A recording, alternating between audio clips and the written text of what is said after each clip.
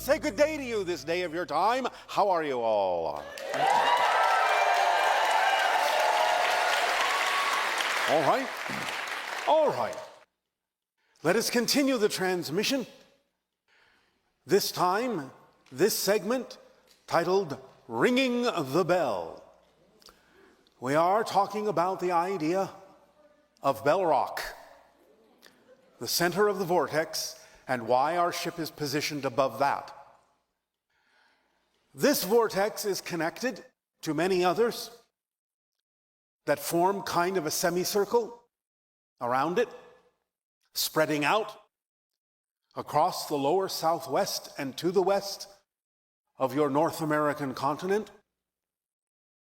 But the Sedona vortex being the one that we are adding our energy to help balance out the energy of transformation, to make it smoother and easier for you to transform within the vortex, to use the vortex in more positive ways, to deal with the magnification and amplification that happens when you bring into that vortex whatever it is, positive or negative, that you bring in with you, so that you can let go of those things that are out of alignment and incorporate more of the things that are in alignment with who you prefer to be.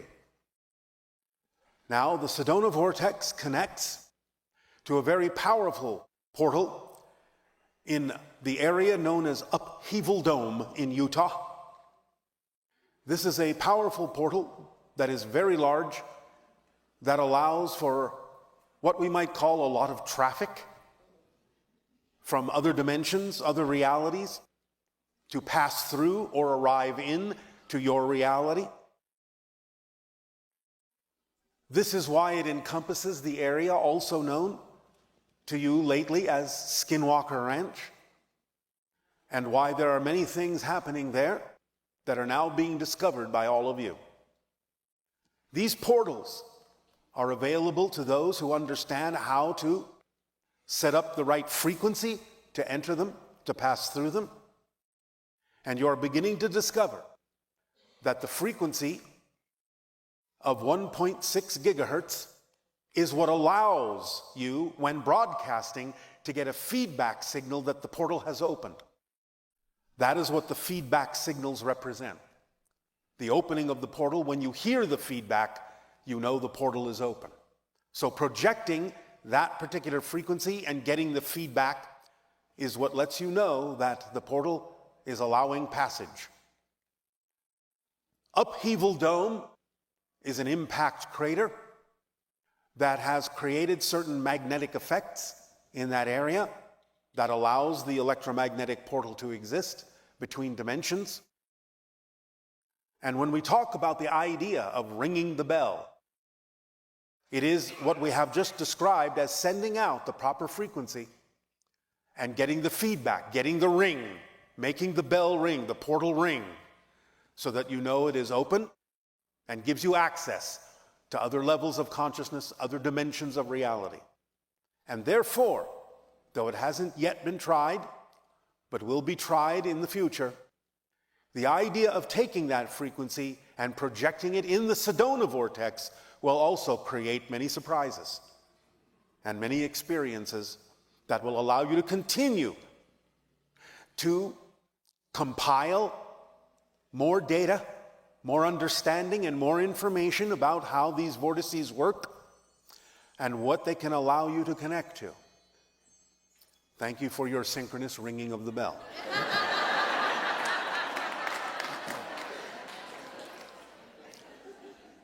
And so,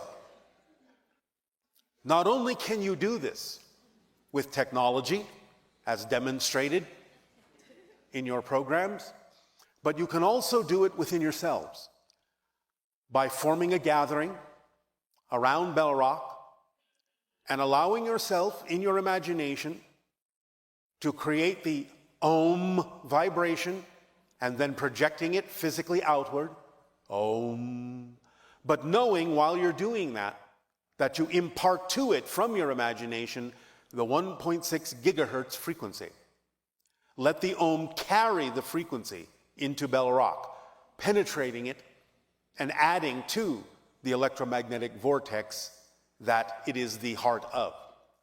So just by doing your normal oming, your normal meditative chanting, but by imagining and projecting the 1.6 gigahertz frequency into it, you can begin to experience some changes, some frequency changes, some feedback changes, some feelings, some shiftings, some experiences, especially in opening up the portal to your dream time and seeing what happens in your dream time that allows you to begin to connect etherically with many other dimensions, many other beings, and then let it slowly leak into your physical reality, becoming more and more lucid in the physical reality dream.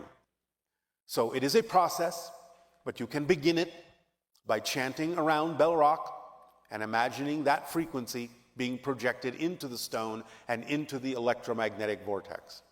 Do you understand? Yes. All right.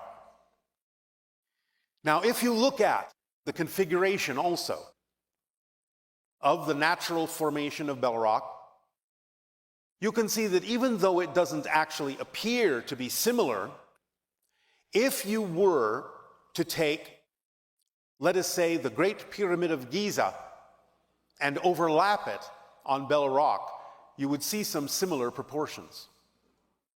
The idea is wide at the base, narrow at the top, in precisely the appropriate angles to create the vortex, because it is mimicking, in a sense, in a round formation, the same idea that the pyramid creates as well. So it is like having a circular pyramid of natural stone that is electromagnetically activated. So you can consider Bell Rock to be a type of pyramid, though it doesn't look anything like the pyramids you are used to, but it functions in a similar way. One thing that can also be done to amplify your experience is in the meditations we have talked about, in the chanting, and in the projection of that frequency in that area. You may find if you relax into that vibration, it may actually promote the idea more easily for you of lucid dreaming and astral projection. Because this is the idea behind the Great Pyramid of Giza. In the king's chamber and in the stone coffer, the priests would create this chant, this vibration, this frequency, which would allow them more efficacy at astral projection. So they could go into other dimensions, bring back information that would aid and assist the population. This is something that the ancient Atlanteans taught them and was incorporated into their Egyptian civilization after the fall of Atlantis. So Bell Rock can perform much the same function, though you won't necessarily find the same kinds of inner chambers. The idea of getting it to resonate according to the frequencies we have just described will allow you to tap into the vortex in a way that can promote, again, more efficacy with the idea of lucid dreaming and astral projection by doing the chant that we have just described. Also, you may find that doing different kinds of frequencies with the chanting will allow you to tap into different beings, different levels of consciousness, not only of your own consciousness, but different realities, different beings that inhabit different levels, different realities. And by doing the chant and doing traditional American Indian chanting and projecting that same frequency, you may find that you will be able to evoke the dimension or the in-between dimensions that house the Kachinas. The Kachina spirits are very strong in the Sedona area in terms of their coming and going from the vortex. You do not always see them. They are usually invisible to you, but you can allow your senses to stretch to the point where you can begin to perceive them and their comings and goings and their connection to the land and their connection to the energies of the people of the land. By doing the chanting that is most traditional, with the drum chants of the American Indian people in the area. By setting that up, you can increase the vibration and frequency of the vortex, as has been demonstrated in the Skinwalker Ranch area with native drumming, causing an increase in the frequency of the energy of the vortex. Thus, you can replicate that here as well, very strongly, and connect to the idea of the Kachina spirits, and allow your senses to be able to begin to perceive them, first perhaps as transparent forms, and then perhaps as spheres of light, and then perhaps in the archetypal form in which the American Indians presented them. The idea then is to understand that you have in your midst a kind of a telephone to many different dimensions. With the right input, you will get different kinds of output.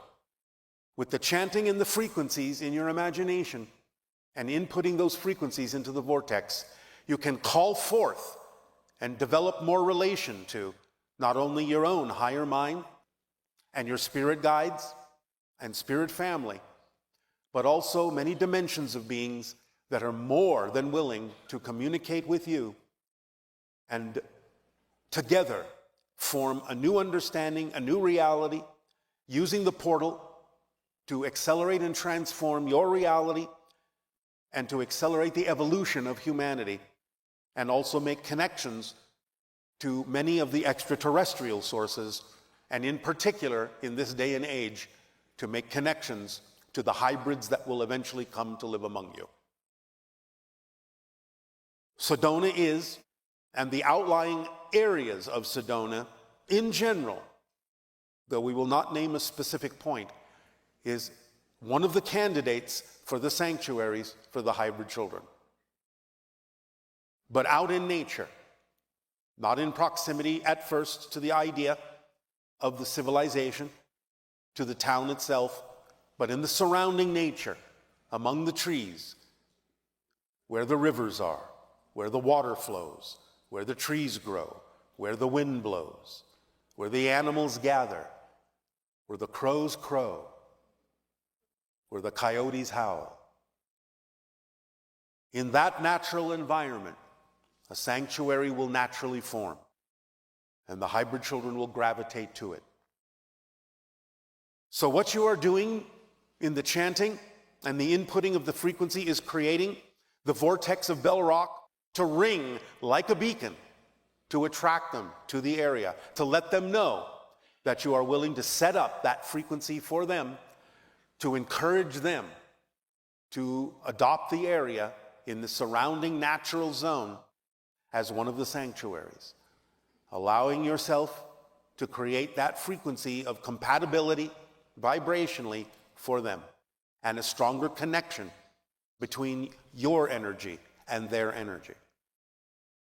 So in this ringing of the bell, there are many functions that can aid and assist in accelerating your energy and accelerating the evolution of humanity, with the idea of the invitation and arrival of the hybrids that will eventually come to live among you, in order for Earth to evolve toward what we have called the sixth hybrid race. We thank you for allowing us to share this information with you, and we encourage you to go to the area, do your chanting, do your drumming, and do the vibrational inputting that will allow the vortex of Sedona to become a calling card and an invitation, ringing true to those who will come, to those who will once be among you one day. We thank you for allowing us to share this, and in return for this gift, I ask you now, in what way may we be of service to you? You may continue, if you wish, with your dialogues and questions. Good day, Bashar. And to you, good day. I'm so grateful to speak to you today. As are we, deeply appreciative of the opportunity to speak with you as well. So you said yesterday that you found a way to remember the Thukque, whose species make interactions with them be forgotten afterwards. Yes. And I'm curious, how did you find a way to remember them? What technique did you use? We came together telepathically as a civilization and scanned all of the frequencies that were emanating from the Thukque home world, and thus found the one that would be vibrationally compatible with us to retain the memory. Sort of, I suppose, in a way, what you and your technology in computer parlance might call a backdoor. Oh. Is there any way that us as humans can utilize this technique for remembering interdimensional experiences? When you are telepathically bonded with your entire civilization, yes. As an individual at this particular time, low probability. Okay. So, I find my soul expressing itself in this incarnation as a queer, trans, non-binary, gender fluid person. All right. And this year, I followed my excitement and started to create monthly events for my queer community in Los Angeles. All right. To connect in nature and to meet in places that weren't bars or places with loud music and not centered around alcohol. So in my events, we really focus on creating a space where we can be free and more natural and not be more natural, less normal, like you've encouraged us to do. We play games, we have cuddle puddles, we are openly talk about sexuality and deep conversations. Yes. You got somebody excited. Yes. So on the surface, it might seem like a social event or speed dating event, but truly my deeper intention has been to always connect ourselves to our higher selves, and it's really a spiritual connection that I have for my intention. Yes, all right. So I call this passion Venus in Aquarius, and in my own birth chart, I'm Venus in Aquarius, and I'm curious to hear from you what the energy of Venus in Aquarius is. Love pouring out. Beautiful. Thank you. You are welcome. So I'm holding a spherical rose quartz that I bring to my events. All right. One to represent and honor Venus and radiate love energy, and to also intentionally invite any beings to peer through. Like I know those crystals beside you are ways that beings can peer through, like eyes, right? It can be used that way by those who are vibrationally compatible with that permission slip, yes. Cool. So I've invited you and the Esasani to come to my events and join us, and any beings that want to. So. Many of us have already eavesdropped. Oh! That makes me so excited. Because when I was planning the first event, I was driving on the freeway, and a car drove in front of me, and the license plate said UFO party. Synchronicity abounds. Yes, so I'm so thrilled to know that you've been there, or you've eavesdropped. Do you not think we know all the things that are going on your planet? Oh, I know you do. All the transformations and changes taking place toward the evolution of humanity. Beautiful. This is what we monitor. And there's been lots of amazing representation of queer identities in our society and media lately, and I've seen the younger generation feel safer to come out of the closet. But at the same time this year, so many anti-trans and anti-LGBT bills have been passed that invalidate and discriminate us and make it hard for us to get healthcare or feel safe. Trans people continue to get murdered for just being themselves, and so many of my own peers feel nervous just to hold our lovers' hands in public. Yes. So yesterday you were mentioning a lot about being in service to others, and this is my way of being in service. So I'm curious, is there anything I can know how to better serve my community? Understand that the events going on reflect the idea that the spirit is everything and nothing, and can be anything.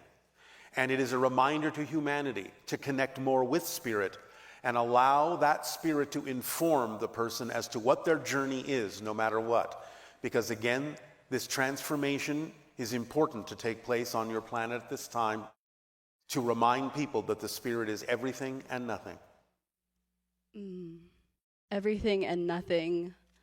Like, It is no particular gender and thus can be any gender. thank you. Because your spirit is your spirit and it is all things. Just as all that is all things. So this is a way to allow those who harbor fears, who are afraid to look within, afraid to connect consciously with Source, that is all things, and afraid to be reminded that they can be all things that they need to be. So you are demonstrating as a living example that humans are more than the boxes that you have put yourselves in for a long time. That you are now expressing outside the box, outside the limitations of human mind, of physical mind, that you are connecting more to the idea of the malleability and flexibility that is inherent in spirit. That you are all living a dream, and in that dream anything is possible. And everyone in that dream can be in love. Thank you so much. Well, I had nothing to do with it. That's just the way it is. I feel it when I'm with my community. I feel like we're on this spiritual wavelength of just being so Yes. transcendent. And All right. yes. And transformation. Transformation, yes. So my whole life has changed since I've started to do these events and take these big risks. And recently I got Taking what? taking Risks? making a big choice. Thank you. Because being yourself is the least risky thing you can do. Trying to be something you're not is taking a risk. Thank you. That's beautiful.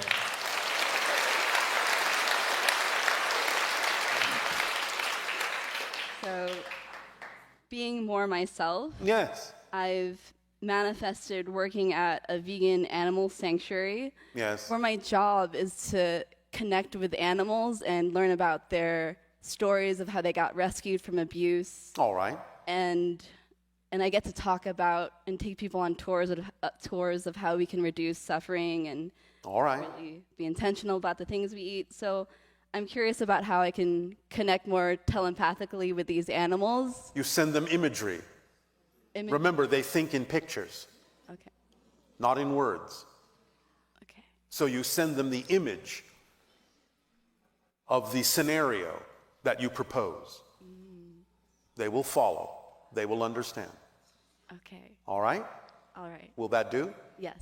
Thank you very much. Thank you, Bashar.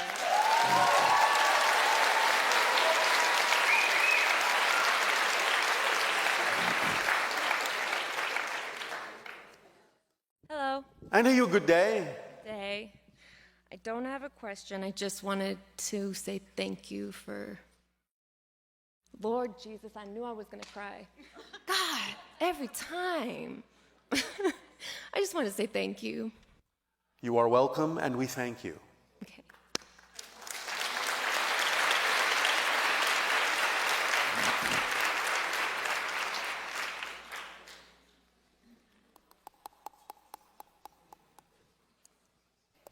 Hello, And you good day.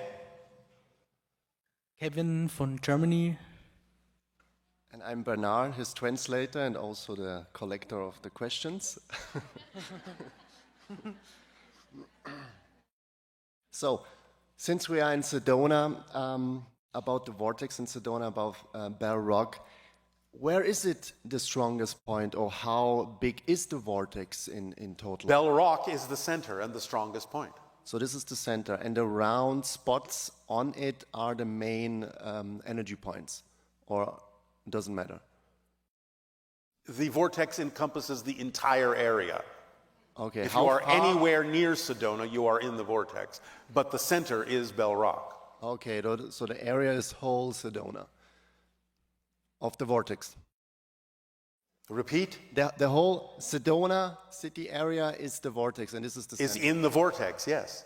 It extends way beyond the city limits. Good to hear, right?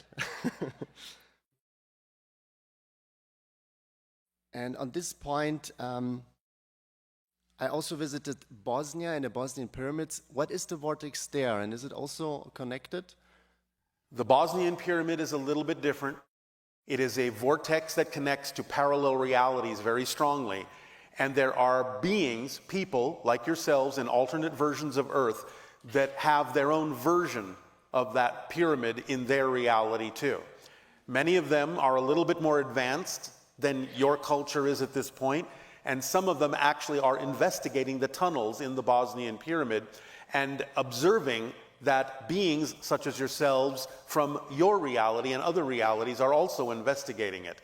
They're not revealing themselves yet, but they can sense all of you. They have the technology to do that, and one day an encounter will take place within the tunnels in that Bosnian pyramid between different parallel realities.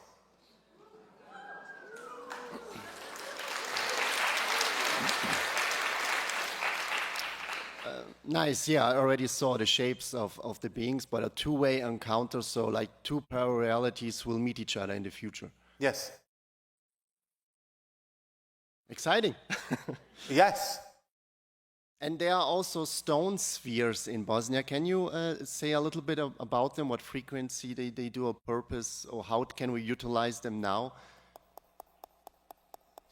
They represent connections vibrationally to the planets, different star systems.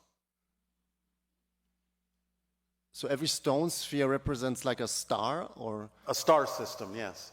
A planet in a star system, a civilization in a star system. Every single sphere represents like one planet, and then it's like spread around, basically then. Do I understand this right? Repeat. That every stone sphere represents a planet or a star, and it's spread around. Yes, you have vibrational connections, communication connections to different civilizations in different star systems. Yes, and about this Aum, or some says it's Aum with A, or some say it doesn't matter how you spell it. Okay, I just wanted to ask if we maybe can repeat it a few times for us.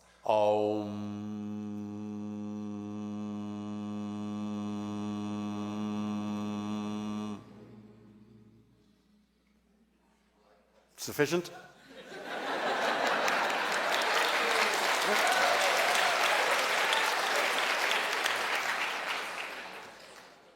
Thank you. And another funny questions. Will we have later also kids with the hybrids? Eventually, yes. This is how you become the sixth hybrid race. Very exciting. Yes. All 6 hybrid races in 1,000 years of your time will then begin to merge to become the Anuhet, the 7th hybrid race.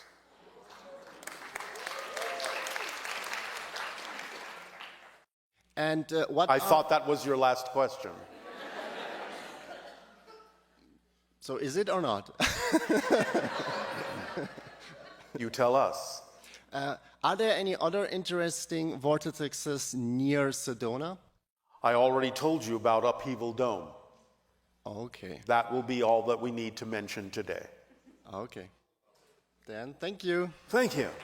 Thank you.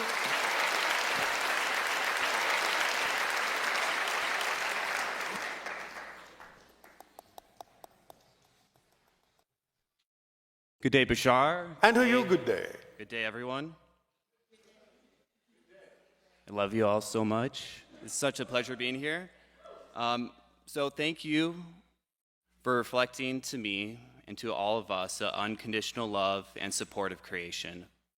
It is our passion and our pleasure to do so. This reflection has helped me through many challenging moments, including the transition and transformation of my beautiful twin brother. All right. I, too, have transformed negative into positive and darkness into light. My life has bloomed exponentially by following my highest excitement to the best of my ability with no insistence on the outcome while staying in a positive state regardless of the circumstance. And don't forget the 5th point. And taking action upon Examining your belief systems and letting go of those that are out of alignment with who you true to be. Yes. Thank All you. right. So that means then if you are following it as precisely as you indicate, you have no questions.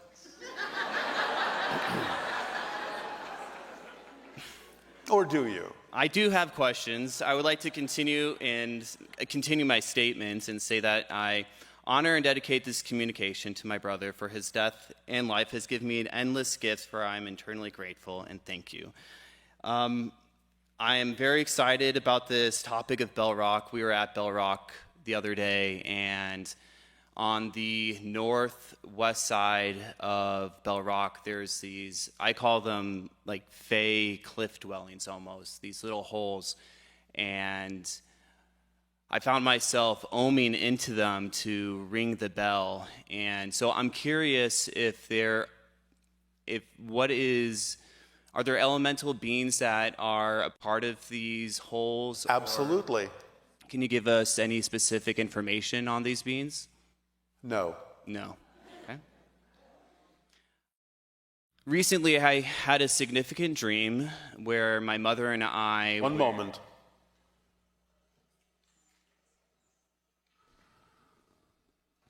Find, synchronistically or otherwise, a member of a local tribe that can tell you more about the elementals connected to the area. Okay. I will allow synchronicity to guide me. So, I recently had a dream where my mother and I it seemed like we're in a hotel event center, and her and I were trying to escape the area that we were in. We were trying to get away for some reason. And then all of a sudden, I found myself and her in this room with all closed doors, and there is a few other people in the room as well. And we were all sitting down, and there was a door, and we all knew not to open the door because eventually there was going to be a gray that was going to step through this doorway. And we were all a little frightened of when that moment was going to come. And all of a sudden, I saw my twin brother. He manifested in the dream, and really innocently and joyfully, he's like, "Oh, a door, let me open this." And so he goes ahead and opens it, and out walks a albino Sasquatch about 10 feet tall. And my brother sees this Sasquatch and starts to go into psychic shock and almost passes out. And the Sasquatch lovingly and compassionately grabs him and holds on to him to help him collect himself. And I was wondering if you can give me any more insight on that dream. Do not be afraid of the power of your own higher mind. Okay, well said. And of course, partially blended with a memory of being on board a spacecraft. okay. So, And also, partially blended with the idea of interdimensional travel, okay. because the Sasquatch can do that naturally. Okay. So I feel that the hybrids are helping us Yes. activate our inner Sasquatch. Well, yes, in a sense. Yeah.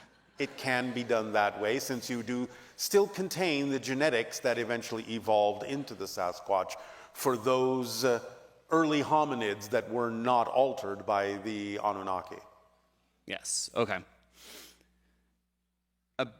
In December of 2010, I was at a concert in Denver, Colorado, and had a wonderful time. And as I was exiting the concert, I felt myself pulled magnetically towards this being, towards somebody standing near the exit. And as I bumped into this person, I lost consciousness, and I felt this shock go up my spine, and I felt as if spirit was breathing me all in just this instant. And when I opened back my eyes, this person was wearing a shirt that resembled exactly the experience that I had. And I stood next to this person and asked him, I felt like he was an alien. And so I was like, "Hey, so what's your name?" And he told me his name was Niram. I was like, "Okay, yeah, he's..." Okay. So I was like, so, Neron, where are you from? And he chuckles and looks at me. He's like, I'm from here. I'm from around here. I was like, oh, you know. Anyways, this was a really big event for me and really triggered me to start evolving more. So I was wondering, was this being a precursor, or was he a member of the hybrids or an extraterrestrial? One moment. We are seeing what we are allowed to say.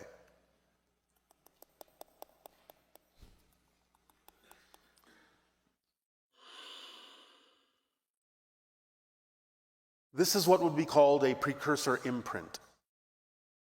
In other words, a precursor is telepathically using a human being from your planet to radiate the vibration of a precursor to trigger certain experiences within humans that may run into them. Okay. So you are touching into the vibration of a precursor with a human being used as a transmission device. Interesting. So it's one step removed, but you are experiencing the vibration of a precursor. Okay. Thank you. Yes. So earlier this year, I was practicing a channeling course, and I was working with somebody who channels the Yayel and other beings as well. And I had some private sessions with him and practiced channeling in front of a live group as well. And I suppose it felt really odd to me. I felt like once I was done with the channeling, I wasn't that excited about channeling anymore, as if I was just making up everything on the spot and fooling other people. Yes. And it doesn't have to be your way of doing things. It's part of your exploration, and you can decide whether or not it's correct for you. Okay. There are other forms of channeling, remember. Yeah. Channeling is something all of you do when you are doing what you love. You go into the channeling state. So how you choose to express it creatively is up to you. Okay. Thank you for saying that, and that helps me try, or not try, but act on more of a, I could say, a grounded way of channeling. Because Yes. I feel like I'm channeling like in every moment. And In a sense, you Yeah. are. Remember that you're all channeling your human personality Okay. constantly. So you're always in a type of channeling state. But in terms of the physical representation, anytime you do what you love to do, anytime you're in a deep meditation, anytime you are, as you say, in the zone, and you don't pay attention to the passage of time, you are in the state in the brain known as gamma, between 40 and 100 cycles per second. That's the channeling state. You all do it. Understood. So that meditation last night was very powerful, and I feel like collectively we went through a portal that we transformed just within that meditation. And so Yes. Again, remember, you are shifting all the time, billions of times per second. The meditation acted, in a sense, like a navigation tool, a rudder, to make sure you are being guided in the direction of versions of Earth that are more reflective of what you prefer. Okay. Because I also felt it was an initiation into the Interstellar Alliance. In some senses, yes, because we talked about the idea of you being, in a sense, an honorary member of the Galactic Society. Not yet full-fledged, but on your way. On our way. Okay. Well, with that being said, I'll be on my way, and thank you very much. You are welcome.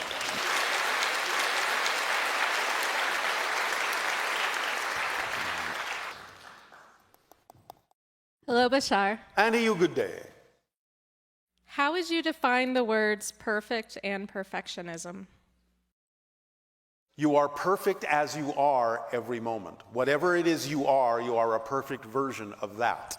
It doesn't mean you won't change, because you always change, and you become differently perfect as you are in that definition of that moment. So perfection is not the end. Perfection is a process, continual process that never ends. It is the willingness to be more and more of your true self. That's all it is. Does that help? I'd like more clarification on how can every moment be perfect? Aren't there two sides to Every moment you are a perfect version of what you are. You are equating the idea of perfection as if you are trying to reach a goal after which you will never change. That will never occur, ever, because you can always change. You can always become something else. Change is the only constant in creation. So the idea of perfection in the way that you're seeking it is to constantly change, to constantly become more as yourself, whatever that means. So perfection is not a static state. It's a dynamically changing state. If you go with the flow, you are operating in perfection, constantly changing. But the idea is that whatever you are at that moment, even though you're going to change, is a perfect version of that thing.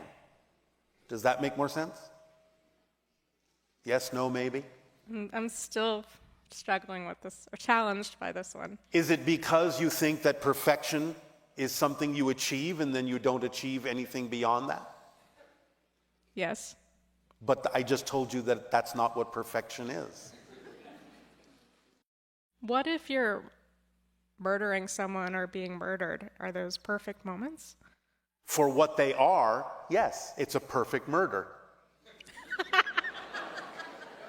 This is not a value judgment. We're not talking about positive and negative here. We're just saying it is what it is, and it is perfect as what it is. That's all we're saying. It is a perfect representation of that act, of that thing. Using perfect in that way simply as a definition of what is it that's going on. That's all we're saying. We're not making value judgments here. Are you associating a value judgment with the word perfect? Yes. Why? That's a good question. Thank you. Do you have a good answer? Not at this moment, no. All right. That's a perfect answer.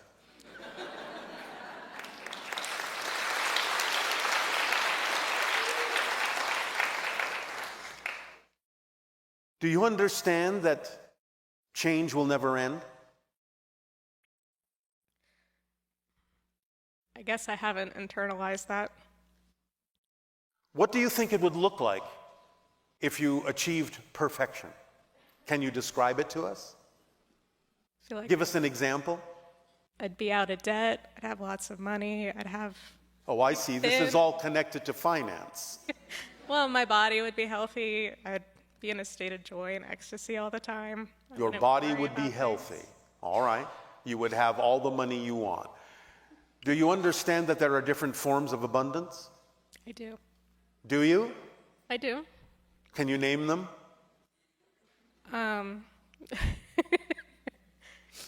Outside of finance, there's also health, and that's all that's coming to my head at the moment. All right. Health is a good answer. But outside of the exchange of money on your planet, which is a viable symbol of abundance, being given a gift is a form of abundance. Having something to trade is a form of abundance. Synchronicity is a form of abundance. Imagination is a form of abundance. Communication is a form of abundance. Because abundance is simply the ability to do what you need to do when you need to do it.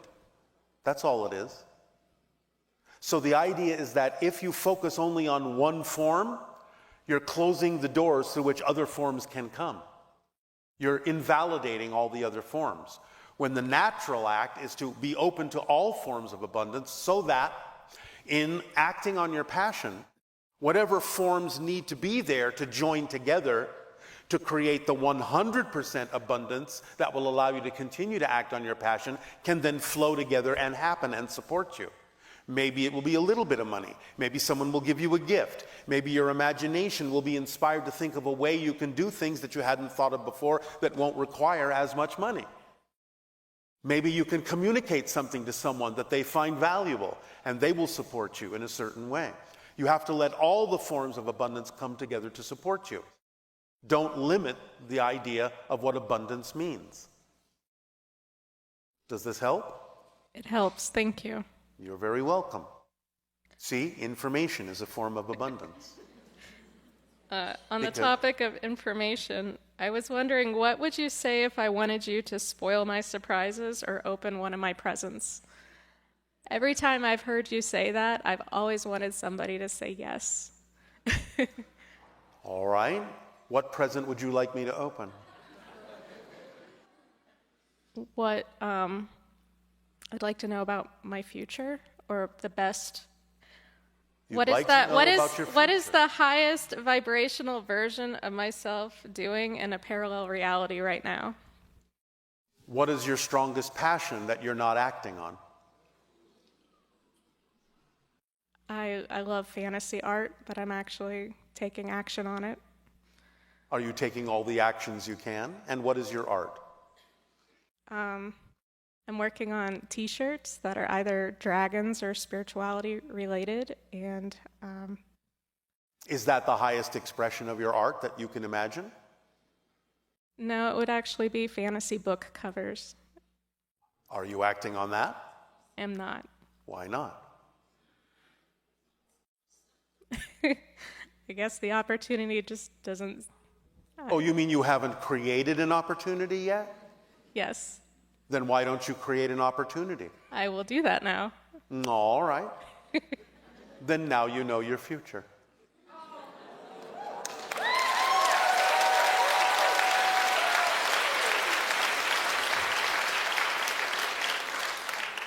Or not. It's up to you. Does that help you? It does. All right. Happy creating. Thank you. May I also ask, can you describe what my spirit guide looks like? A ball of light. Most spirits don't necessarily take any particular form. They usually appear as orbs of light. Okay. Will that do? Yes, thank you. You want to call your spirit guide Blue? You can. I've been using this idea to try to prove to myself that spirituality is real by having other people that can see spirit guides describe mine to me and then comparing their answers. All right. That's a fascinating project. Especially since spirit guides can appear as almost anything they wish.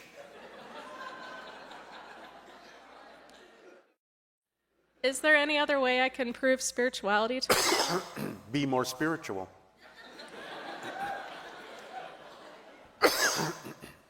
Okay. Why do you need to prove spirituality? I'm afraid that I will be duped, By what? that I will have chosen the wrong path for myself and will then be...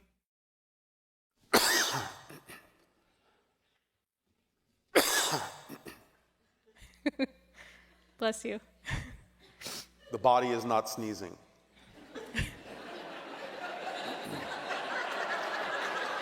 But thank you for your blessing.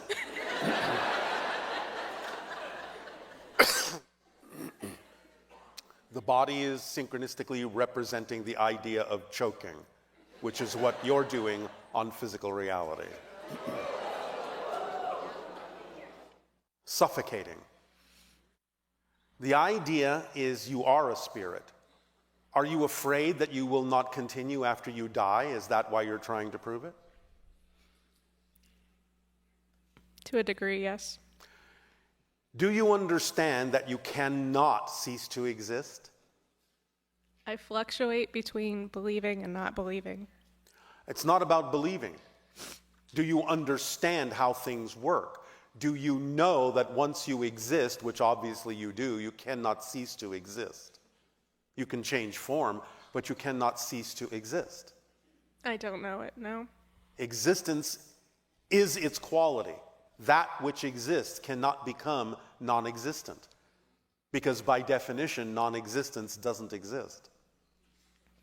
That's its quality, to not exist. So that which exists cannot become that which doesn't. Do you understand this concept? I think it's a fun wordplay, but I can't internalize it. All right. Then I would caution you to simply not worry about it. To live your life as fully as you can, to follow your passion. For even if it were true that there is nothing else afterwards, why not live the fullest life you can anyway?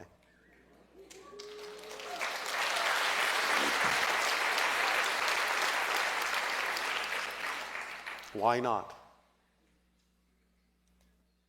Do you have any parting book recommendations or transmissions for me? Book recommendations Yeah. on your planet?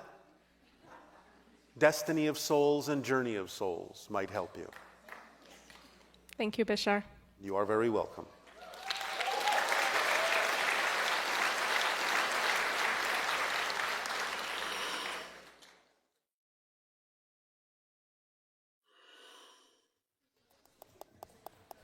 Hello, Bashar. And to you, good day. Oh my goodness, I didn't realize I get this extremely nervous. My heart has been thumping out of my chest. You mean extremely excited? Excited, yes. So I feel like my RPM, whatever you call it, is like 250 miles per hour. All right. So I actually woke about 3 years ago, and like through a past life regression, I realized I was a Mantis being. You are what?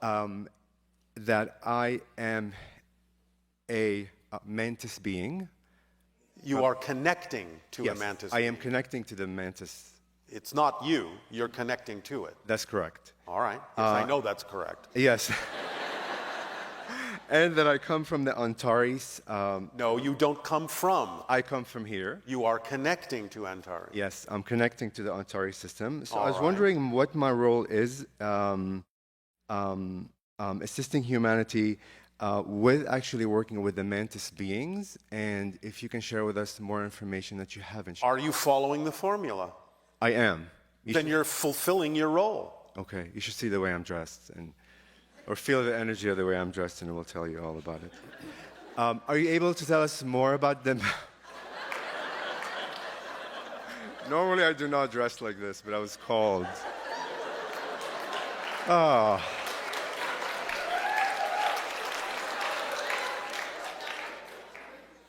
So can you tell us more about the Mantis beings? They are the overseers of the hybridization program. Because the Greys, at one point, decided that they had to give up their emotionality and become a hive mentality in order to accomplish the task, because it was so large. They knew they needed someone to guide them. And so, in a sense, the Mantis beings were, well, I'll use your word, hired to guide them. So the Mantis beings are the overseers of the hybridization program. I see. So, They had to give up their emotionality to reclaim their emotionality in the hybrids. and how are they assisting humanity with that project? Am I assisting you? Yes. Then you know. Perfect. Thank you. Because my civilization is one of the hybrid civilizations that resulted from the hybridization agenda. Okay. Fantastic. Thank you. We are helping to make sure, of course it's your choice, you do not go down the same path that the Greys went down when they were humans on a parallel Earth where they destroyed their reality. Got it. Remember that the Greys are mutated humans. They're not aliens. Yes. They are what became of humanity on a parallel version of Earth that destroyed its environment and had to mutate to survive and could no longer reproduce, and so had to use their advanced technology to come to parallel realities such as yours where human DNA was still viable, that they could add to their own to create hybrids to perpetuate their society. Okay. We are one of those hybrid civilizations, and we are helping you to, again, according to your own choices, see that you have an opportunity to not go down the same path as the Greys went down on their version of Earth. I see. Because I feel they're extremely hard-based, and I'm like saying this very lightly because they can go deeper and deeper and deeper of the layers of the heart and explain and describe things that are so, I guess, abstract to expand our mind. They've been quite informative with my relationship, with them. So, Yes. yeah. They do seem abstract to most humans in a lot of ways, but it's because of the reality that they inhabit.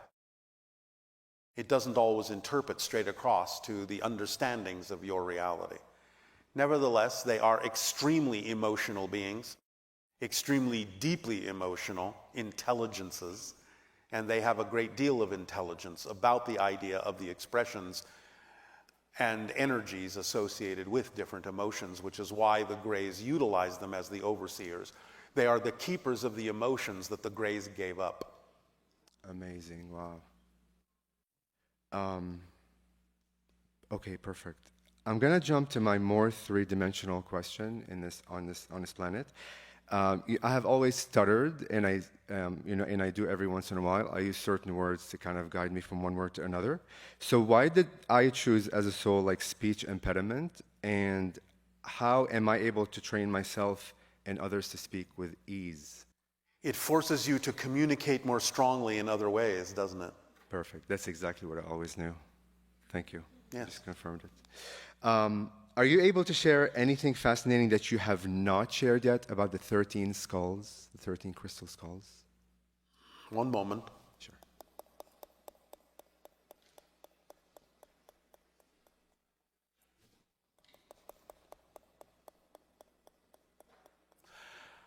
Have you visited what are called the Serpent Mounds in your area of Ohio? On my list. Go, and when you meditate there, you may get some information from one of the skulls that is connected to that culture. And is the skull there, or it's just there's a connection there?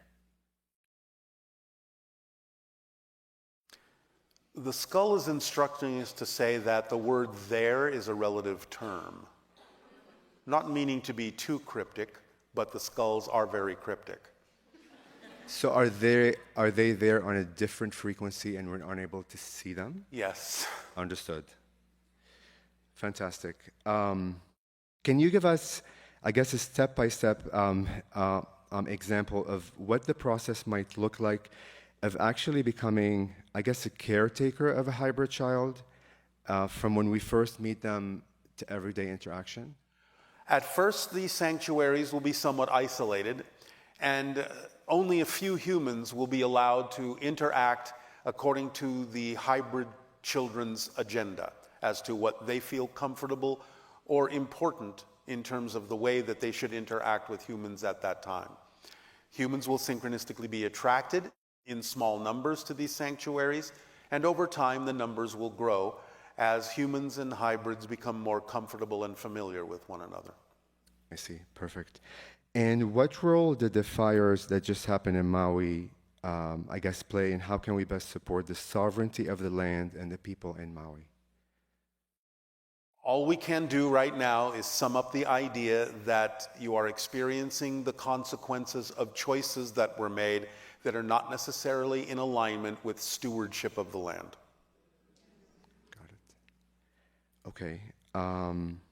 You channeled this super wise entity. I can't remember his name or its name. He was very ancient, and he's the one who went like this. He said, Mazani. Yes, this was an Anuhet being, Anuhet. the seventh hybrid race. Are you able to bring him through? And Not at this time. understood. Okay. This is not a question, but an invitation that came through when I was showering this morning. The shower is often a good meditation chamber. Yes, and driving. I would like to invite you to join hearts with me, and if you're able to channel through the praying mantis energies, any messages for... Not at this time. Okay. But you will have a dream soon. Okay. Well, I am so forever grateful, and thank you with my unconditional love. Our deep appreciation and unconditional love to you as well. Good day.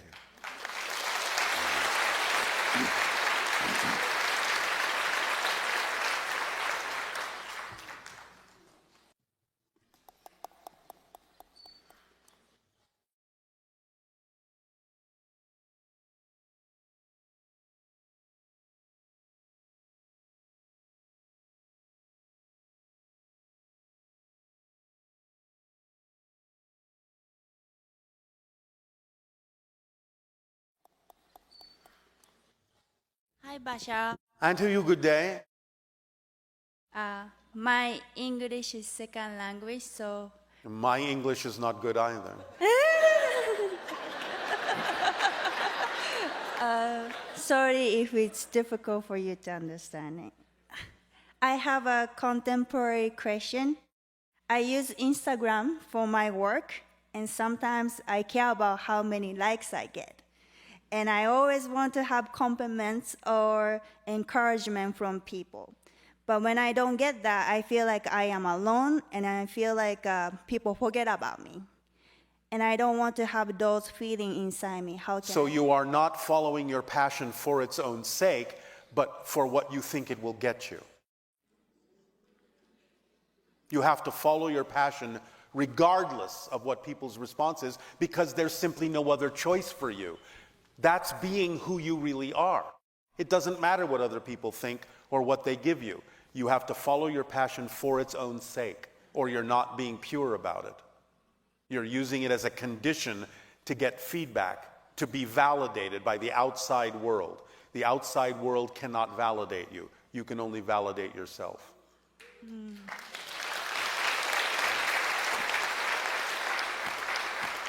So as soon as you start simply doing what you love for its own sake, not because of the feedback you're going to get, then it can expand and more people can find you who will support you. But you can't do it to get the support. You have to support yourself. You have to know that you are valid. Okay, thank you. Does that help you? Yes, it did. Then thank you for allowing us to encourage you. Our next question is, when I get big job, I get a lot of pleasure and anxiety, even though I want people to know about me more. I get scared and ended up escaping from those situations. And All right, this is the same thing though. You're giving over to the idea of outside validation.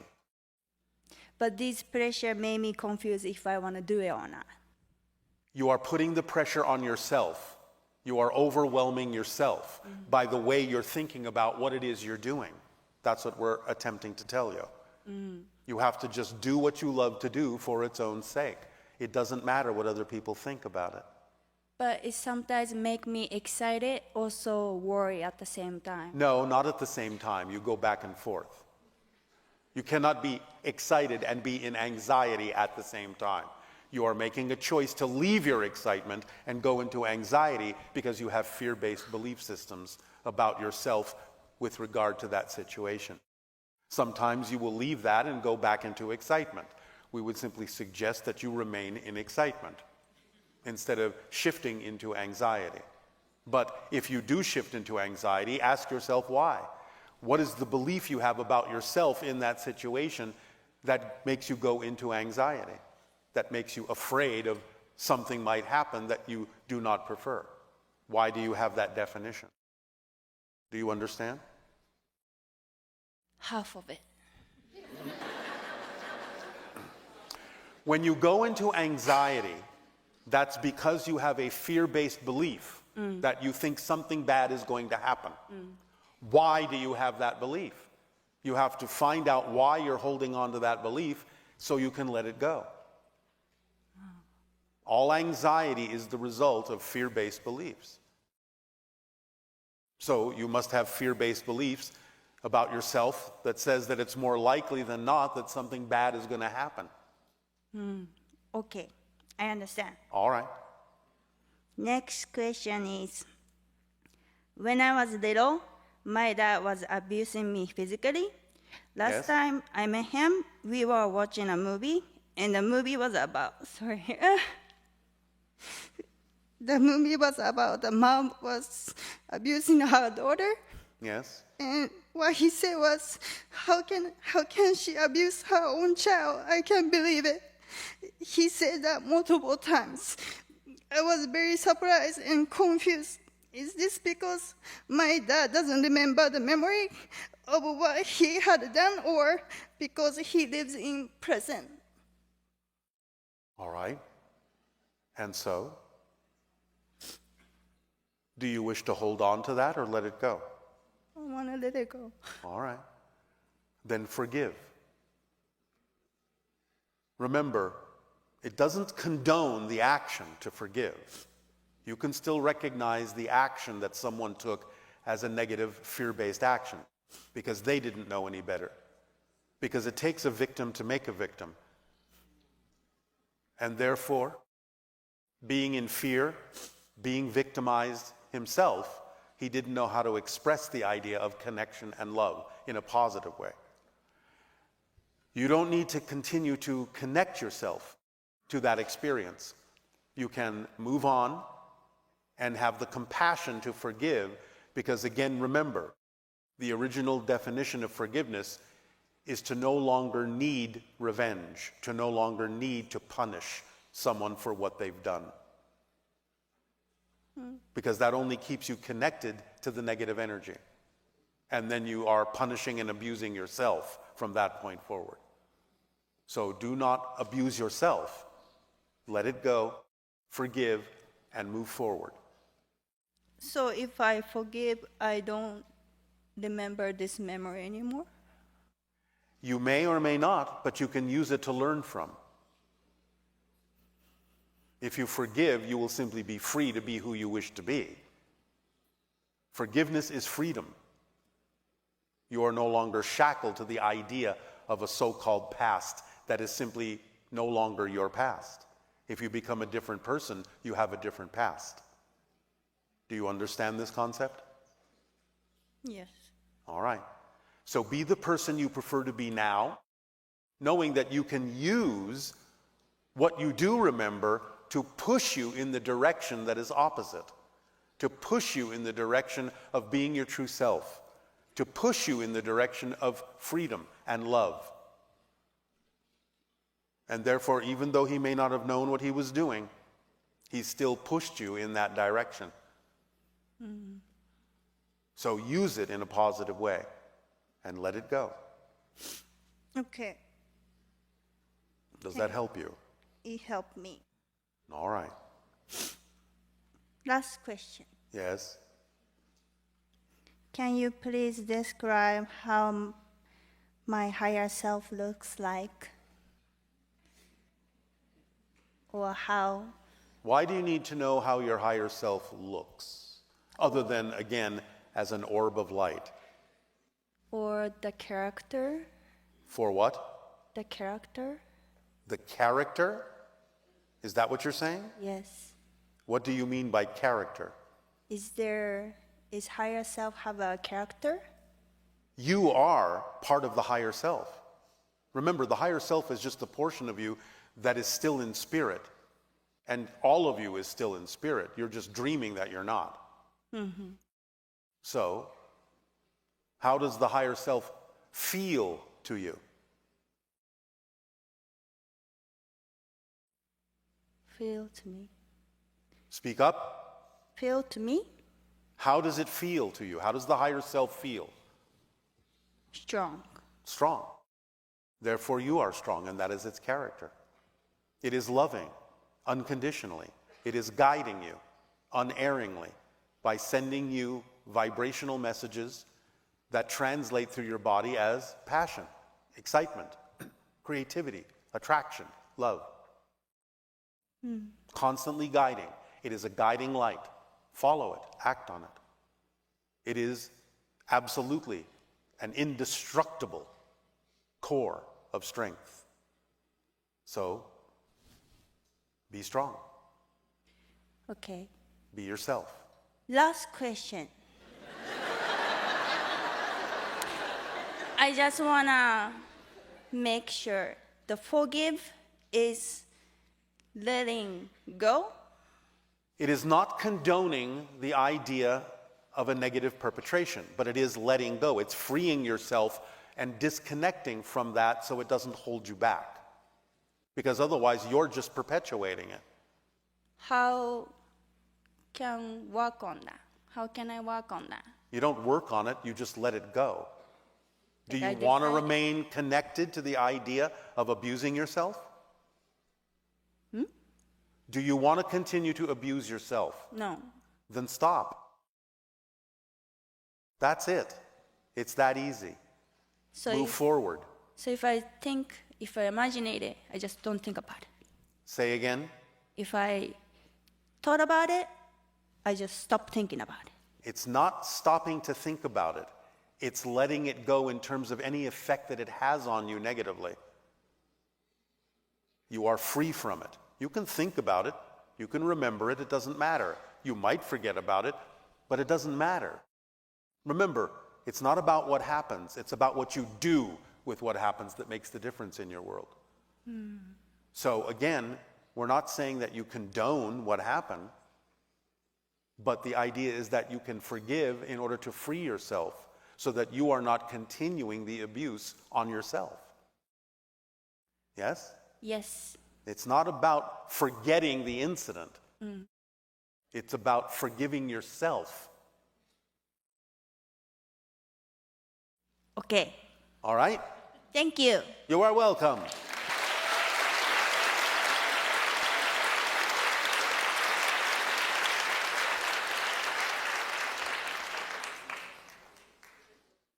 Hello, Bashar. And to you, good day. So I heard about your copper ball experiment, Yes. where you measure the resonance of a copper ball in one location and another, and then blast it with the subtracted difference to get the conductive ball to roll around. Yes. I was wondering if it would be possible to, instead of measuring these subtle frequencies, to simply pick a frequency range and blast the ball with that frequency and experiment with different linear frequencies, or just like a linear sweep and a combination sweep, to see if we could get it to roll around without actually measuring it in the first place. Sure. So if you change just one frequency of the locational variable, does that automatically result in a total change of the location, or are the different like subcomponents of the locational variable kind of connected together? There are subcomponents, which is why in your case the ball would roll around as opposed to simply disappearing at point A and reappearing at point B. Okay, so Your technology is not precise enough yet. precise enough to blast it or precise enough to measure it? It's not precise enough to get it to disappear from point A and appear at point B. So not, okay. So the effect would be that it would simply roll from point A to point B and Right. stop. Okay, so the frequency that we blast the object with, does it have to be close enough to one of the constituent frequencies that the object already has, or can it literally be any frequency, say below 400 cycles per second? No. You are making the object resonate and measuring that frequency in one location and then moving it to the second location, making the object resonate and measuring that frequency and then measuring the difference between them. Right, but because our equipment isn't sensitive enough to measure the like those types of vibrations yet, or you're unsure if No, it is. It is. That's why we gave you the experiment. Okay, You I just see. have to use sophisticated equipment. Okay.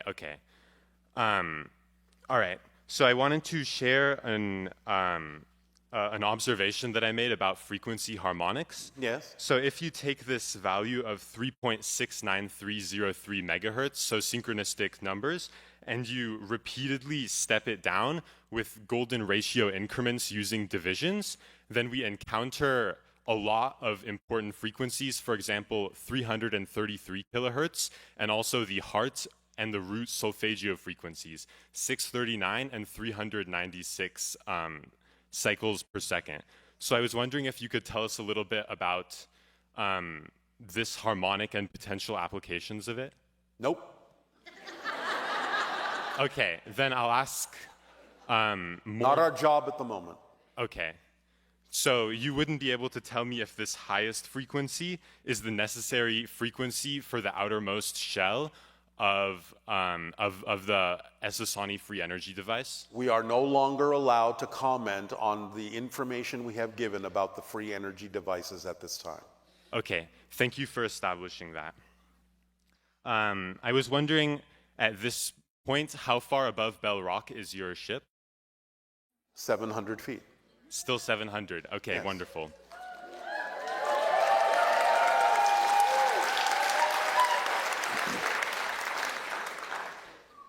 You are clapping as if you could reach up and touch us.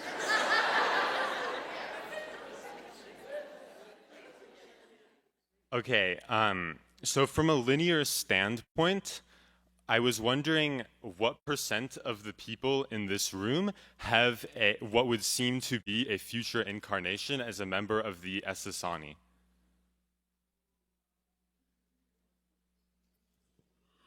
39%. 39%, wow. Am I one of the 39%? Since you asked, yes. Wonderful.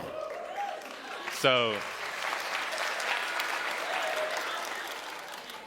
It doesn't mean that you're in my contemporary time frame. okay, so different timeline, but same civilization. Yes. Okay, In so which the counterpart is, in fact, a technician. a technician. Wonderful. Yeah, that would make sense. I was Maybe you can ask him the questions that you're asking.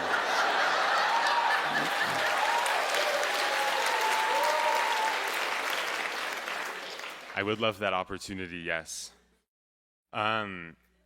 I was wondering, I know you said that this will decrease my frequency, but just so I know, I was wondering if you could give me a frequency reading as well. I know you said this will hurt, but I was just wondering. I can take the pain. 139,000 cycles per second. All right. It was 143,000. Okay. All right. Say ouch.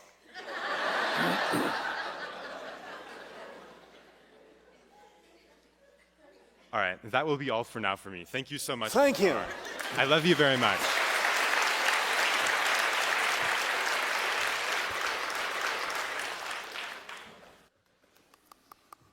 Hi, Bashar. And to you, good day.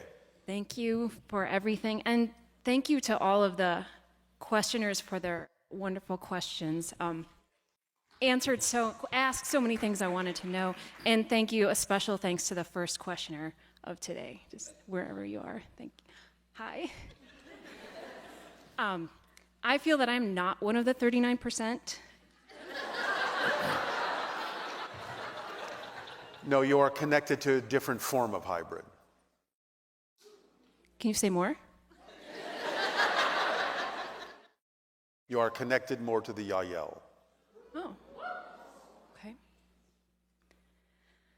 Okay, I wanted to talk about frequency, but in less technical terms. All right. But that was great and fascinating, although some of it went over my head. So when you're speaking about our frequency, in your terms, frequency is literally our very conventional science idea of cycles per second or hertz. Yes, but we're incorporating more than your scientists know about when we give you the answer to those frequency questions. Okay. Your scientists haven't arrived at that yet. Okay. It's still cycles per second. Okay. Is this the same thing as the vibration that so many spiritual teachers say it is our job to raise? I mean, that is if we prefer to take the next step in evolution and ascension. Is it the same thing? You have, all of you, a core frequency in physical reality that exists on the threshold between physical and non-physical reality of 333,000 cycles per second as we measure these things. The idea is the degree of difference between that frequency and the frequency you are as a physical being based on all of the belief systems within you and how they may impede you from being that higher frequency. Okay.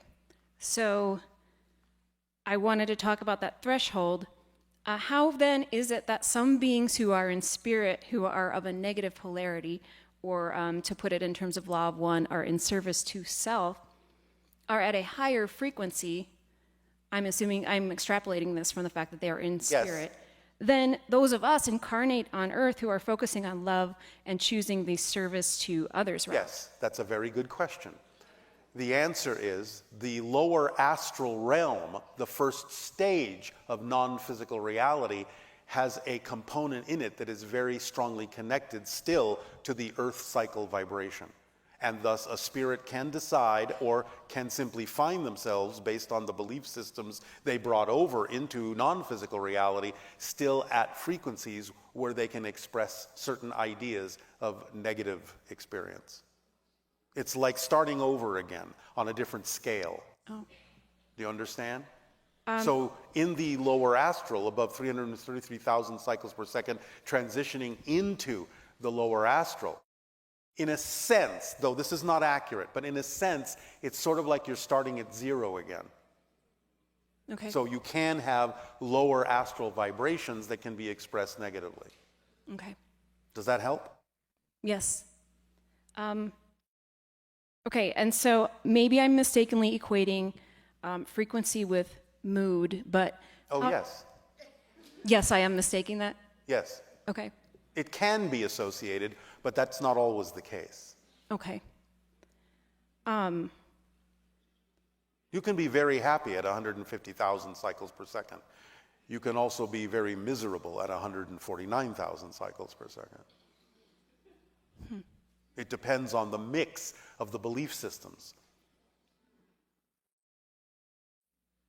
It's really based on beliefs rather than how you're feeling? Feelings are generated by beliefs. Right. So yes, it's based on your belief system. Okay. Because you can think you feel pretty good, and you can actually be disguising what you really believe.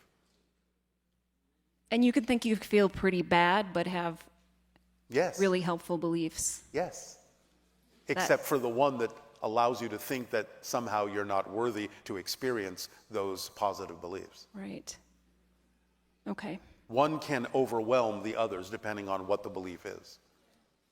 So it can be a small fraction of your overall frequency, but it can have very profound effects on the rest of your belief systems depending on what that belief is. Sure. Okay, I'm gonna go. Does that help? Yes, but I think I'm gonna have to listen to it back because I'm kind of also thinking about the questions I want to ask. And All right, you may listen to it back, but I would recommend that you listen to it forward. yeah, that'll be helpful too. All right, thank you. Okay, I'm gonna go for it. The frequency question, mine.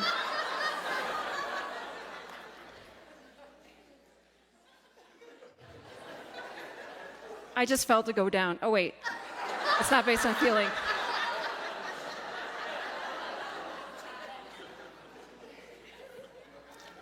Would you like it to go back up?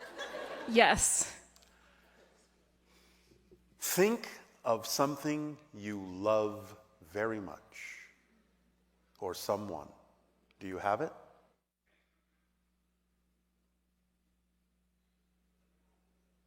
Yes. 167,000 cycles per second. Thank you. Thank you. Good day. Oh, I'm finished? Do you have another question? I do. Let's see if you're finished. Okay.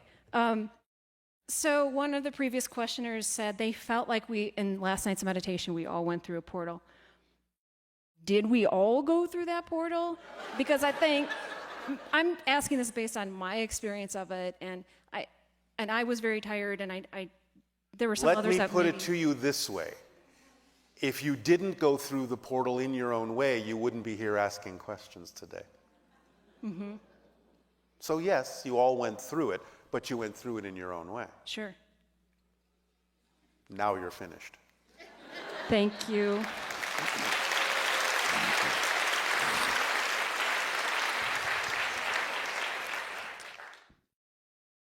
Hi, Bashar. And to you, good day. こんにちは。こんにちは。お元気ですか? 元気ですよ。Today, I feel very honored to communicate with you in this way, and I've got one statement and one question. Yes. I will begin with my statement. All right. Yesterday in the morning, my Japanese friends and I visited Bell Rock and meditated for a while. And then I heard you saying the best contribution you can make is to this universe is to be your true self. Yes. After that, when I arrived at this venue and checked in, I was surprised to find out that I chose a new reality in which I had won the raffle. So following your kind advice, now I try to be honest as much as possible in front of my lovely people sharing this beautiful moment. All right, thank you. Since I was little, I really didn't like wars or conflicts.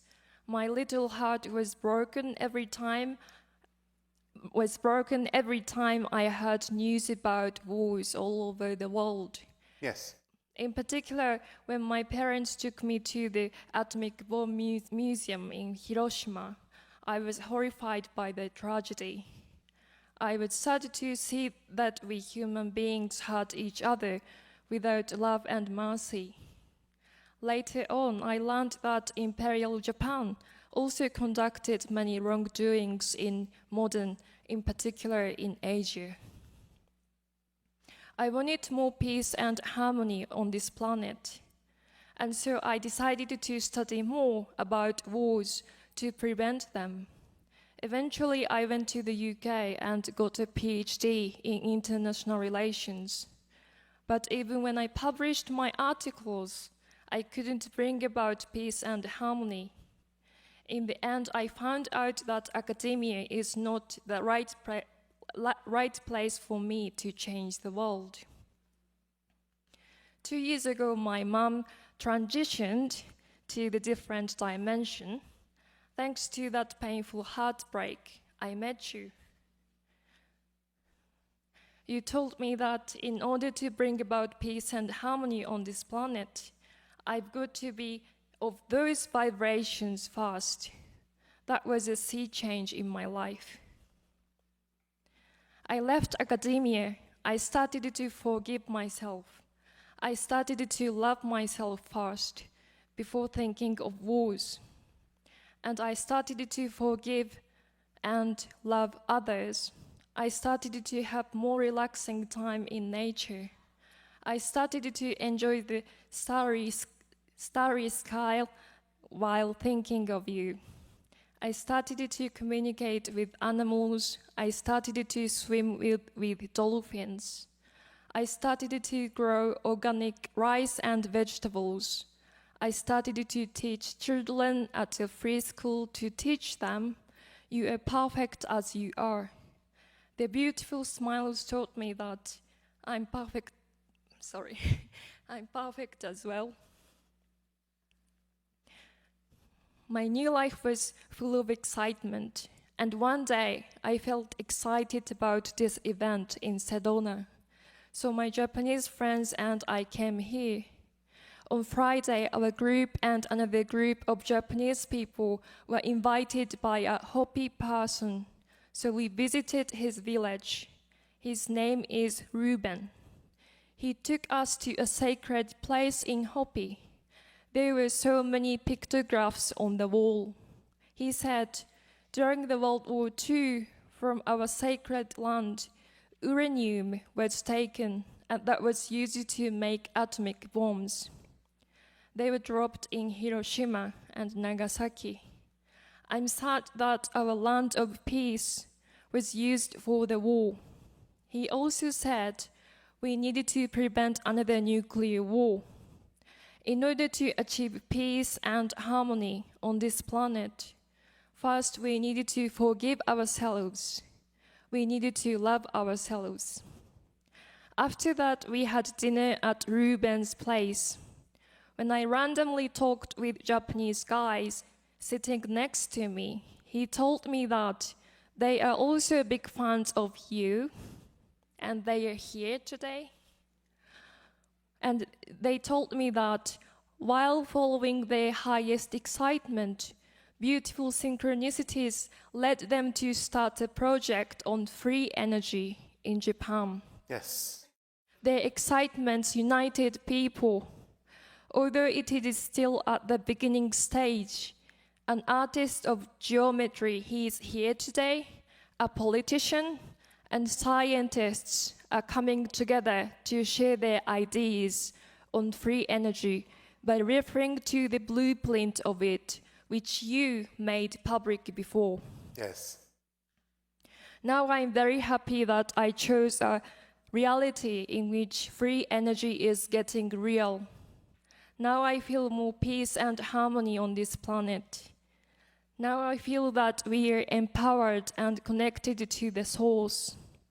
There are so many beautiful souls here today.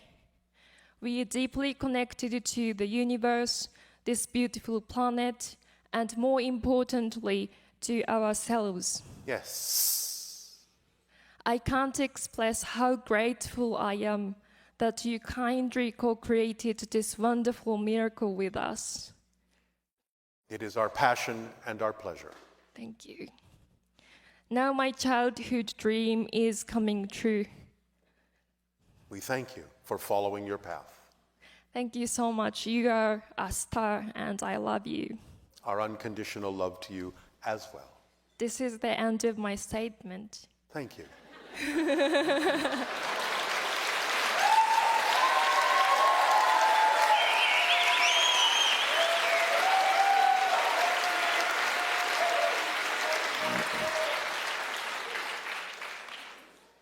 Any comments for them? And did you have a question? Yeah, I have a question, but different topic. Is that okay? Yes, of course. Okay, sure. So there is a book. This is a book titled Right Use of Will. And once you said this book was written by channeling all that is. Now I am translating this beautiful book into Japanese. For me, the most amazing chapter was the history of Pangea, or Pan. But I noticed that you haven't talked about Pangea that much in comparison to Lemuria or Atlantis. Do you have any plan to share more information about Pangea in future? Pangea. Okay, sorry, Pangea. Yeah, okay. All we can say at this point, because it's a little premature, is that there have been other civilizations on your planet you know nothing about. Wow. That's crazy. Okay. So yesterday you were talking about true history. Do you think the history of Pangea is going to be revealed in Yes. future? Is that quite soon? In open contact at some point over the course of the next several years, once open contact is established, you will be given information about the entire history of the Earth. That's amazing. Now, we understand that we keep saying you change your past along with your present, and this is true. So the history that you will be given will be representative of the state you are in at that time. And it will be reflective of you having decided that open contact is something you truly prefer. Okay, I see. Then I will keep on following my passion for peace and... All right. And do remember once again, you never change the earth you're on. You shift to another earth constantly that is more reflective of the changes you make within yourself. Thank you. So keep making the changes you prefer. And we thank you. Thank you very much. I love you. Our unconditional love to you as well.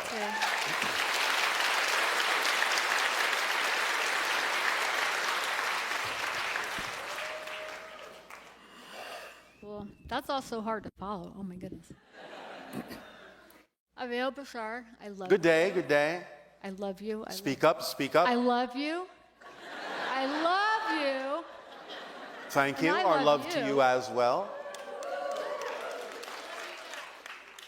Thank you. It was just so exciting seeing all your highest excitement coming in, and this was sold out. Thank you for the 3 A's. I appreciate, acknowledge, and allow. Yes. Thank you so much. Yes, And- it's acknowledge, appreciate, and allow. Oh, thank you. Thank you. Thank you. I acknowledge that. I appreciate that. And I will allow you to continue. Thank you. I don't know if it's just me or our government has recently acknowledged, and it still feels like a hoax to me, that there really are UFOs. Yes. And it's just so exciting to hear. I met somebody that had only found out about you 4 months ago, and she was so excited, and she's like, I'm telling everybody that I meet. And I was like, wow, that's how we affect change. And Yes. teaching people about the tools in the toolbox, I'm so grateful for that. Yes. So, questions I have, are there beings and spaceships over Cathedral Rock in Sedona? Yes. Who are they? No comment. No comment. Are there a lot of them? There are a few, and they come and go. Okay. There's a lot of traffic around your planet. You just don't see it all. Okay. You once said there are people on the earth who are 200, 400, and even 1,000 years old. Yes, they are few and far between, but they exist.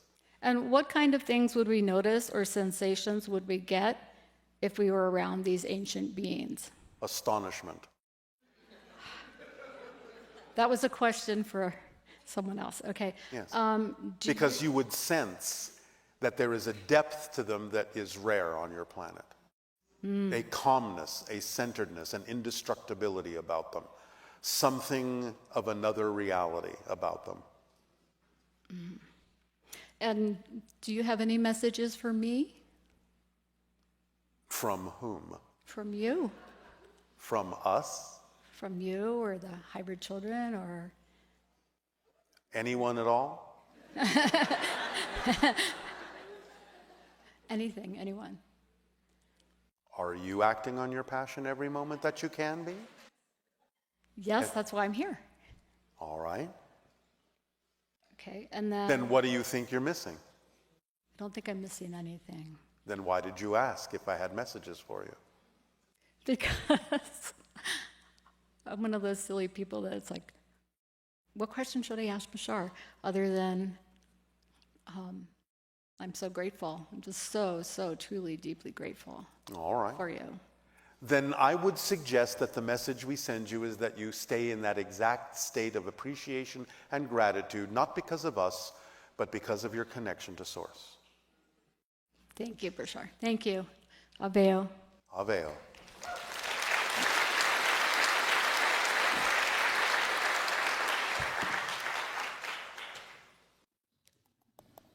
Hi, Bashar. And to you, good day.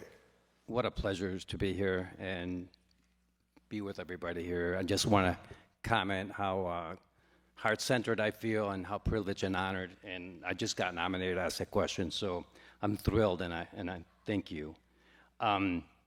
This is actually from a friend of mine, and it's a question that I've also been All right, speak questioning. up, speak up. There are many people that are having contact interactions with a species called the Plagerians. And there's a gentleman that wrote multiple books on called the Plagerian Diaries. And he's having interactions with these beings, physical interactions. And I was wondering if you could comment on that. I am not allowed to. There are many species that are having contact with people on your planet that it is simply not within our allowance to discuss at this time. It's premature. Others will give you the information that you need. Okay, he's having interactions with a being that he calls Samyaza. As I said right now, we are not allowed to talk about some of these other interactions. All right, thank you. Well, then I'm going to ask you a personal question. I was in Mount Shasta about 3 weeks ago, and we were doing a Rama contact retreat, which was amazing. And we went into a meditation, and I went into the mountain and was confronted with 3 doors, and I chose the door of purity. When I walked in that door, I was inside this black ship, and there was nothing. There was just darkness. It was a ship that was very square and rectangular, and I could see the universe from within the ship. The hull was translucent in that sense, but there was nobody in the ship. That you could tell. That I could tell, correct. And I was wondering why I was so empty and I felt so alone. I was the only one in the ship. But you weren't. If you had shifted your vibration a little bit, you would have realized that it was fully populated.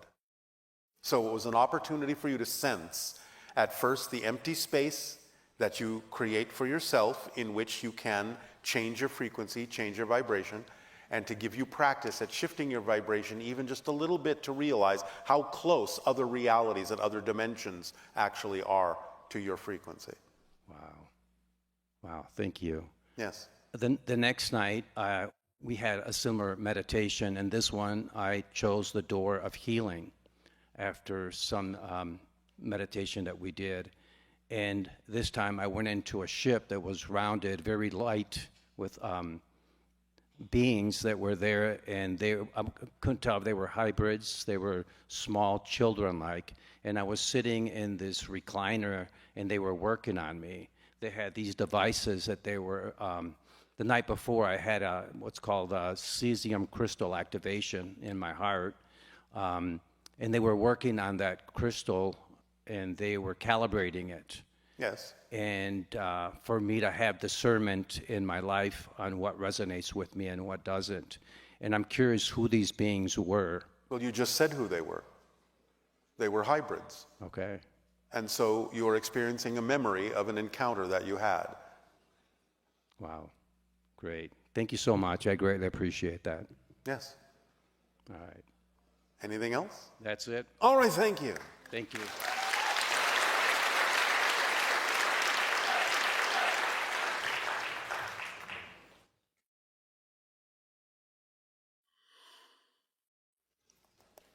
Hello, Bashar. And to you, good day. Hi, I'm so excited. I just got picked, so Oh, my all right. question is personal. Yes. On June 8th of 2020, I had an experience with my divine counterpart. I wanted to know what my cycles per second were during that interaction. And 186,000 cycles per second. Okay, and can you go a little bit more into the Christ consciousness frequency that the physical mind understood the experience to be? Christ consciousness frequency is above 230,000 cycles per second. Okay, excellent. And I was just wondering if counterparts have the same core frequency. No, it is slightly different because you are different beings, but there are a lot of similar wavelengths within it that cause the attraction. Okay, that's what I thought it was. I just wanted to get clarification. Yes. And I just had one more question. Can We'll you go see a about little that. bit into how the energy works between counterparts when they're physically interacting? Well, there is an exchange, a sharing of frequencies, a matching of frequencies that open you up to inspirations you otherwise might not have on your own. So it's a reflective quality that counterparts can do for each other, where their vibration inspires you to match their frequency, giving you more access to more information that can help you become more of yourself. Okay, perfect. That's been my experience. So thank you so much. You are so welcome. Thank you.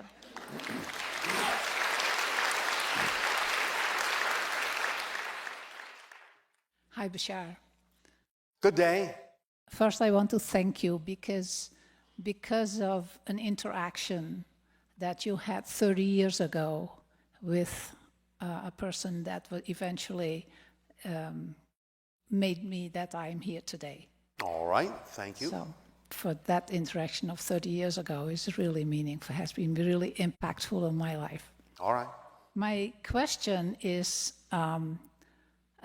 maybe an expansion on something that you have addressed yesterday, but I would like to ask whether you have anything more to that, whether you could give any more comments on a human condition that we call grief after the departure of a loved one or Yes. another dramatic, traumatic loss. Again, because you have to stop calling it a loss. Okay. That's why you experience it as grief, because you're defining it as a disconnection, as a loss. Yeah, you did mention that yesterday. Yes. The issue in that situation is that one of your key themes is to connect with your excitement. Yes. And that has become a theme in my life. Yes. But in a situation like that, it is one of the most difficult things to do exactly that. If you say so, if you believe so. Okay. But it is only because you have been trained to define it that way. Okay. You need to retrain yourself to understand it in a different way and give it a different definition, and then you will experience it differently. Remember, it's only your definitions that create the way you experience something. So when you say it's difficult, you have to understand there's no such thing as an inherently difficult situation. It is only the definitions that make it seem so. The human condition of that is... That is human training. Okay. Not your natural state. Okay. So you have to untrain yourself and go back into your natural state, which knows it is connected to everything and experiences that connection in a lot of joyful ways. Thus, a transition into spirit would not be experienced by someone in that state as a grief-oriented experience, and it wouldn't be difficult in any way, shape, or form to feel the connection that is still there. So you're talking about human training, not a natural condition. Okay. Does that make sense? Do you understand? It does make sense. All right. Okay. And so, can you have a belief that you can train yourself to experience that transition differently? I guess that is the difficulty, to not feel that belief. Do you understand that feelings are generated by belief? Yeah, I heard you say that, and yes. All right. Yeah. So you can't have that feeling if you don't have that belief. Okay. You have a different belief, you have a different feeling. Okay. So it's up to you to find out why you're holding on to that belief and let it go, so that you will have a different belief that generates a different feeling. Okay. Does it serve you to believe that this is a difficult thing to do? No, it doesn't. Then why are you choosing to do that? Yeah. That's the vicious circle that situation so easily brings. That's what happens when you buy into beliefs that are out of alignment with who you prefer to be. It creates that vicious cycle, as you say. Yeah. Because remember, all beliefs are designed to reinforce themselves. They have to perpetuate themselves. That's just the way they're designed. Or you wouldn't be having a physical experience, because physical reality is an illusion. So it's the beliefs in the physical mind that make physical reality seem real and solid, because belief systems reinforce themselves with emotions, with thought patterns and behaviors to make physical reality seem real. Mm-hmm. But when you change the belief, you change the feelings, you change the thoughts, you change the behaviors, and you change the experience. That's the order in which it happens. So anytime you're having an experience that you don't prefer, it can be traced all the way back to a belief that you're holding on to for some reason that you think it's important to hold on to. Find out why you believe it's important to hold on to it, and then you'll see that it is nonsensical. It doesn't really make sense. It's not really necessary, and you can let it go, because as soon as a belief system doesn't make sense, it's gone. You've dropped it, because you don't hold on to things that don't make sense. If you hold on to a belief that doesn't work for you, that can only mean there is some belief within you that's making it make sense or making it seem like the better alternative. This is what we call the motivational mechanism. You always move toward what you believe benefits you. You always, without fail, move away from what you don't believe benefits you. So if you are holding on to something that doesn't feel right, that feels like a struggle, that feels like difficulty, if you're holding on to it, that can only mean you have a belief that says that the alternative is worse and would be more painful, more difficult.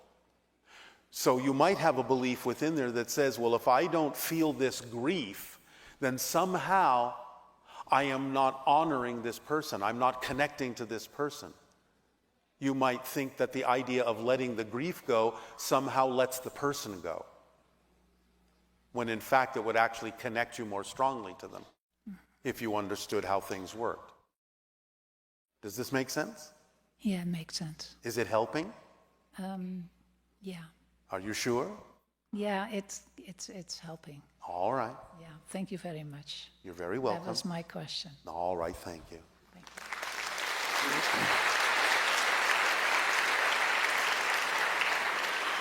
All right.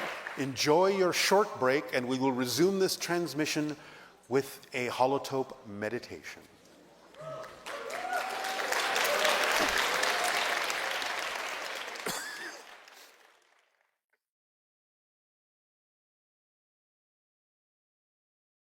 All right, I'll say thank you for your attention at this time. We will continue this transmission with your holotope meditation. Allow yourselves, with either eyes open or eyes closed, whatever you are comfortable with, to focus on the holotope in front of you, the patterns, the fractals, the representations of multiple parallel realities, and allow yourself to become relaxed and let go of the cares of the day. Allow your music to come up. Allow yourselves to drift and dream with us now as we take you on this journey. Allow yourselves to focus on all of the different colors and patterns in the holotope before you. Experience the multidimensionality of this symbol and this representation. Allow yourselves to breathe deeply and easily in and out. In and out.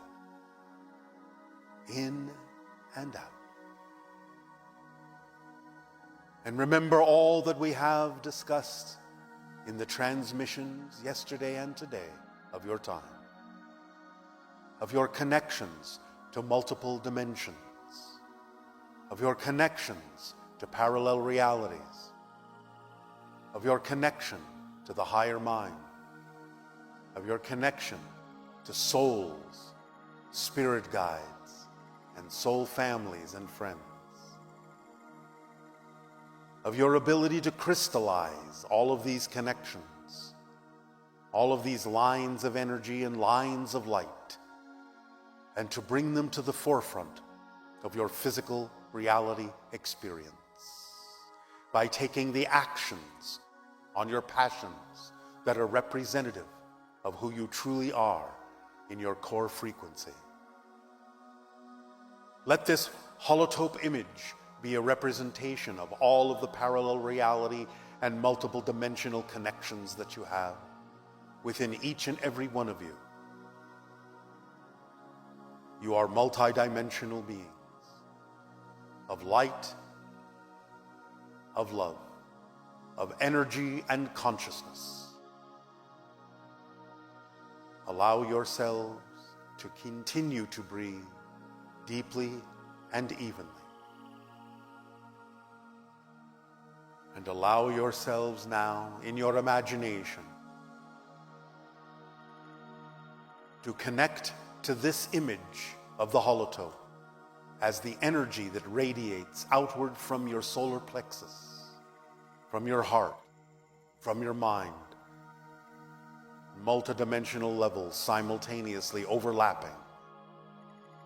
Allow yourself to breathe this in and breathe it out into your reality experience every moment of every day as you journey through life, the unique path that you are. Breathe it in and breathe it out. And feel the freedom that comes with releasing all of the belief systems that do not serve you, that are out of alignment with who you prefer to be. Let them go. Let them go. Let them go. And invite in all of those that do serve you, that do align with your core vibration, your essential self. Remember in the law of attraction that you are always radiating that core frequency and it is always attracting what you need. Let yourself clear the way so that it can attract what you need to be fulfilled in life, to be joyful in life, to be of service to all others in life by being your true self, as a living example of love and light, of action, of creativity and imagination, of kindness and compassion, of gentleness and willingness to include all on your journey that are relevant for you to experience, relevant for you to have relationships with, as they come to you in perfect timing across the span of your timeline, the span of your life. Letting go of all imposition of what you believe the relationships ought to be, but letting them be what they truly are, so they may serve you purely.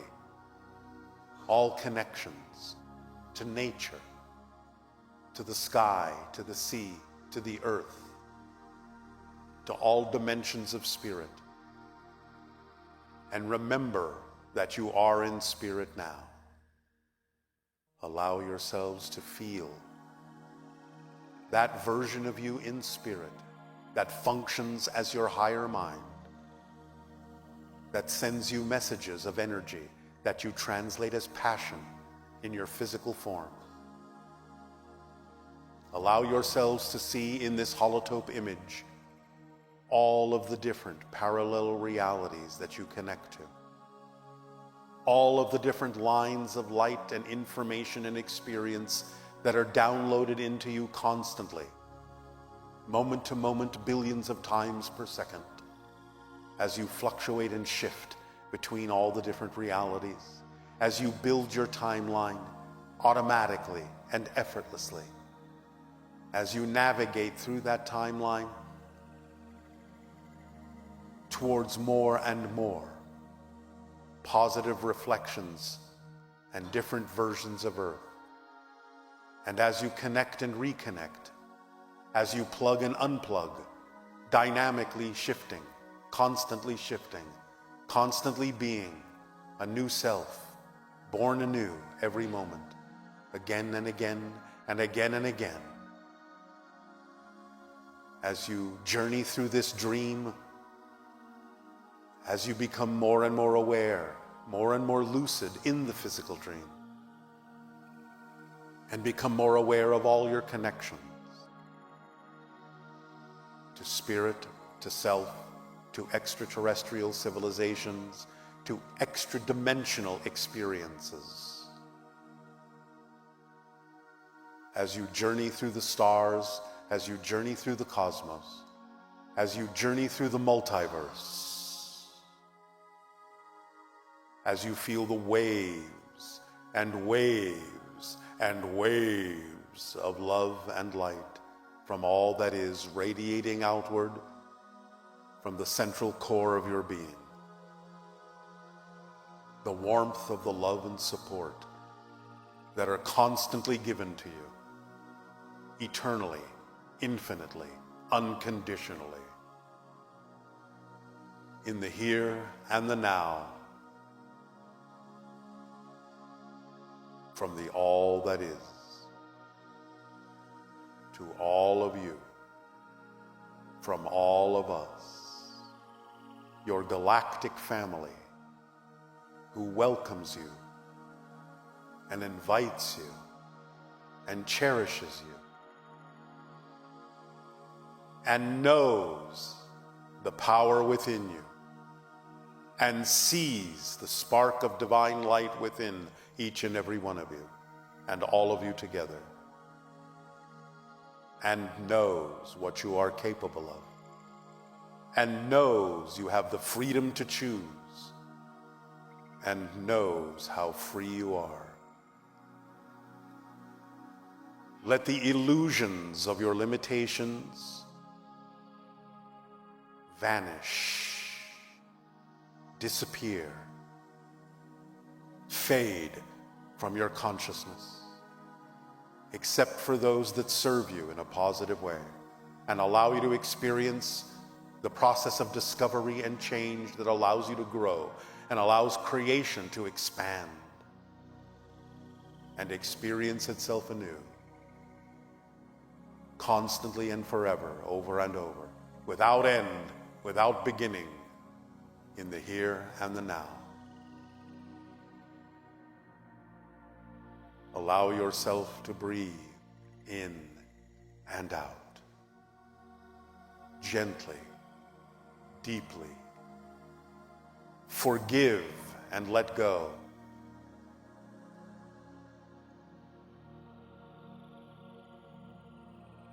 Forgive and let go. Forgive and let go.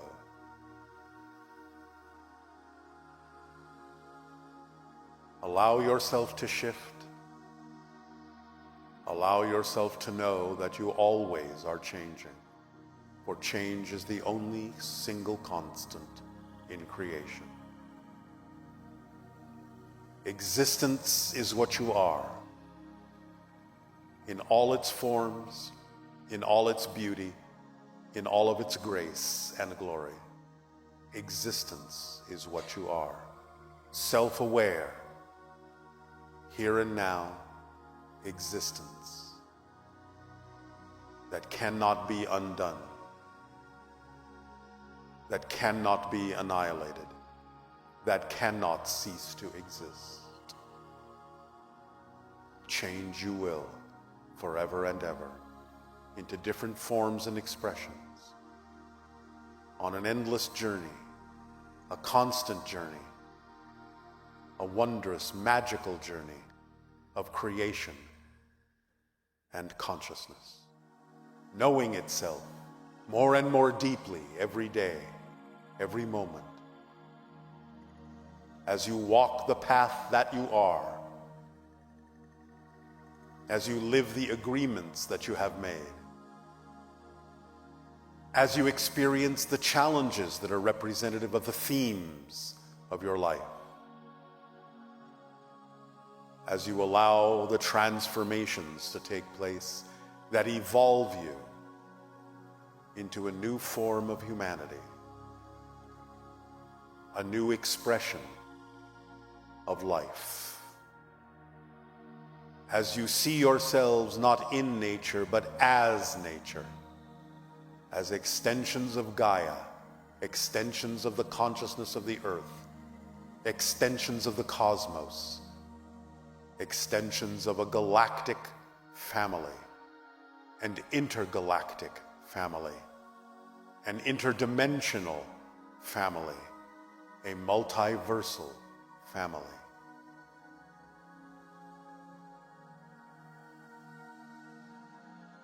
Breathe it in and let it out into your reality and crystallize it day by day.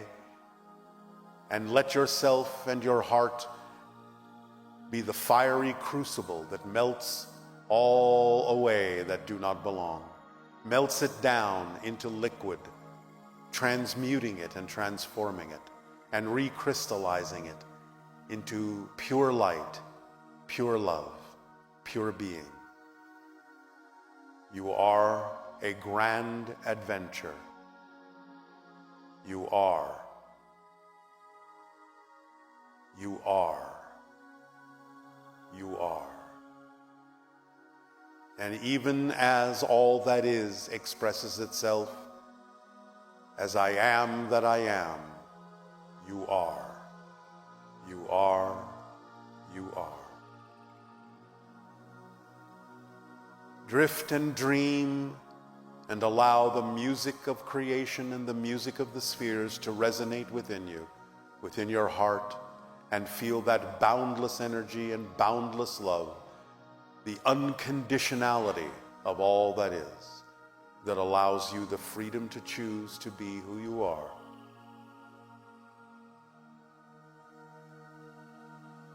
Feel that energy growing within you, expanding within you, filling you up and fulfilling you. Allow yourself to drift and dream,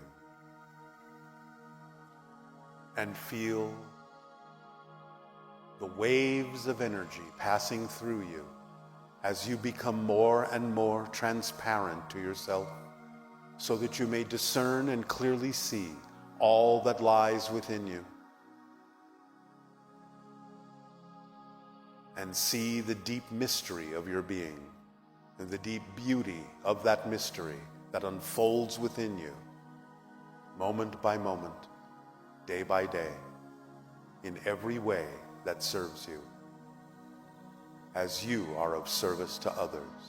The mystery will unfold and reveal to you all that you need to know, all that is relevant to you, in perfect timing, in beauty and grace and creativity, as your imagination connects you to your higher mind and becomes the conduit of communication to all that is.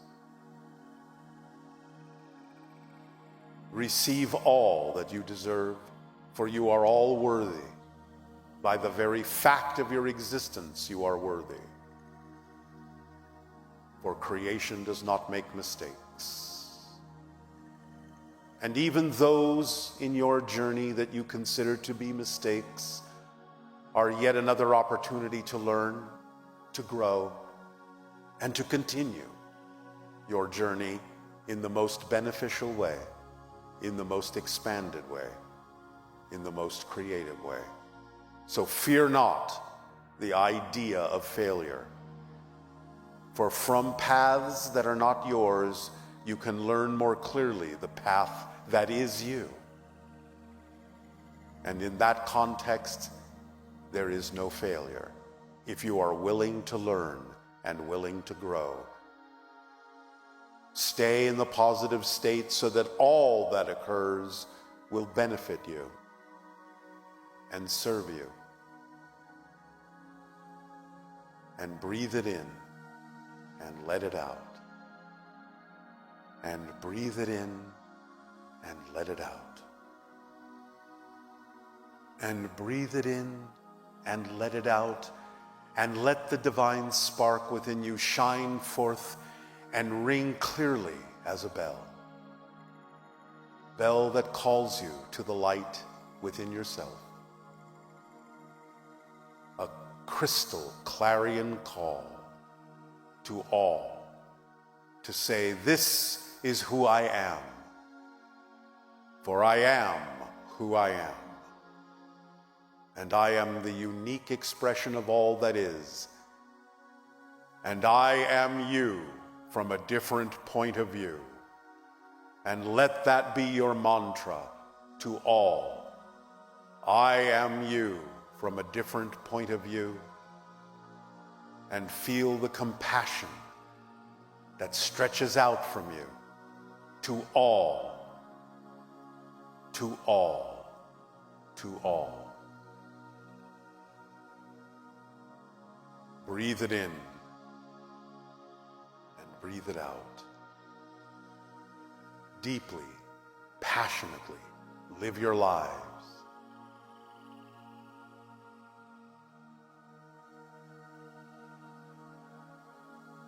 Float freely now on the currents of creation. Drift and dream in the warm embrace of all that is, for it loves you unconditionally, as it loves itself, for you are itself. You are it and you are other. You are the reflection that allows it to know it is self-aware. To know thyself is to know all that is. And as all that is knows itself through you, you know yourself more and more deeply in every way, every day. Be what you know yourself to be. Take action upon the passions that are your true vibration, your essential self, your core being. your inner light.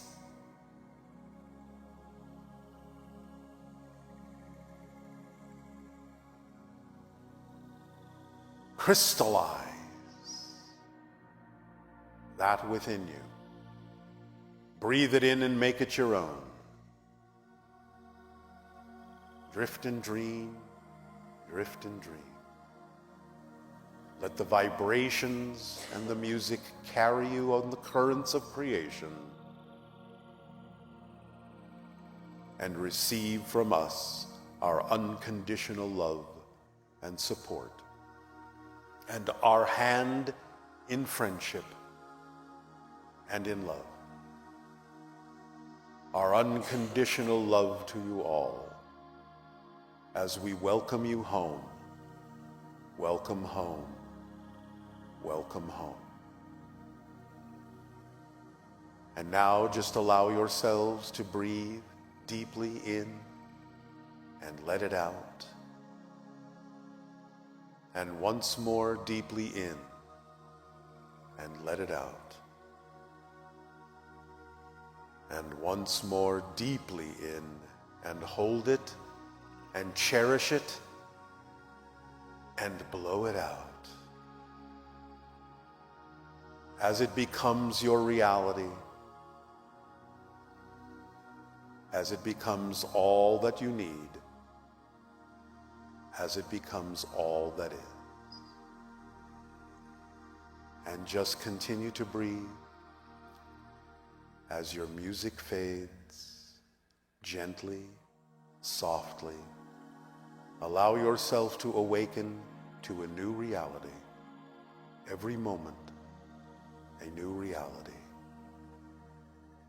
Deeply dreaming, deeply living, deeply creating. A new reality. Every moment of your being. We welcome you home.